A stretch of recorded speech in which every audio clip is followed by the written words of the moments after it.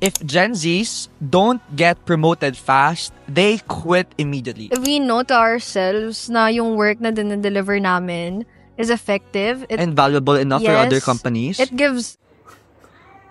So, pag-usapan natin yung mga Gen Zs and how they view themselves and how does that kind of view affect other people, especially when it comes to the real world.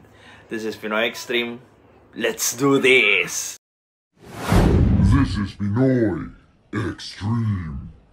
Good results to the company, tapos hindi nyo kami bibigyan ng raise or like promotion. You know what? There's no problem with a promotion and a raise. The problem is that yung perspective nyo kasi, sabi nyo nga, alam ko sa sarili ko, doon pa lang may mali na. Kasi yung value nyo, ang nakaka-perceive lang nun, mga sarili nyo.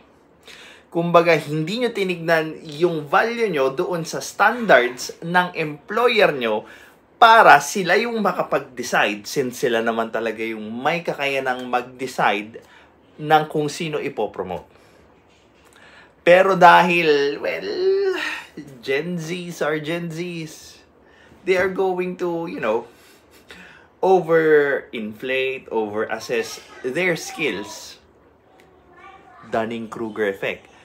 Para magmukhang malaki yung contribution nila doon sa kung anumang field yung tinutungtungan nila. And, you know what? Kung totoo man yung sinabi nila na other people find this valuable, now, what's stopping them from switching to that company and ask for that value na nape-perceive nila sa buhay nila? Well, let me tell you a secret. Because other companies won't. So, di ba? It's very obvious yung pagiging childish nila when it comes to their mentality ng kung paano nila tinitignan yung contribution nila sa isang organization, sa isang event, sa isang problema.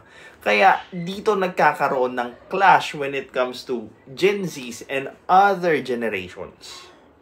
Parang bakit pa ako magsistay here? A lot of brands would would die for me. Well, that's the very point of what I was wondering too.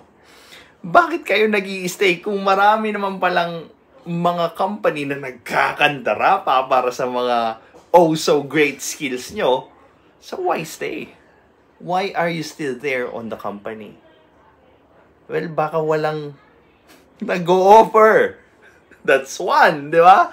Kasi it doesn't make sense kung may nag-offer na ng malaki or ng asking price nyo, why stay?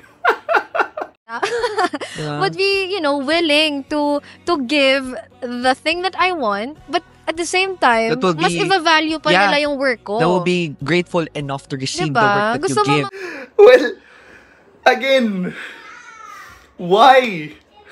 Why are you not even doing that? Why are you going to the other side, the greener pasture? Well, baka kasi walang greener pasture.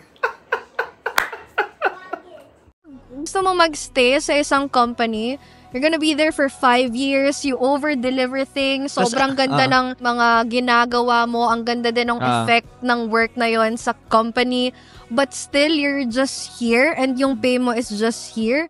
Well, the first thing that you need to do when you want a promotion is to ask your manager or your leadership para malaman kung ano yung mga metrics na kailangan mong ma-hit para maging qualified ka for promotion. And not just that, yung character din na kailangan mong i-build para maging fit ka doon sa next level na role mo. Again, self-diagnosing your worth is not going to cut it unless, 'di ba?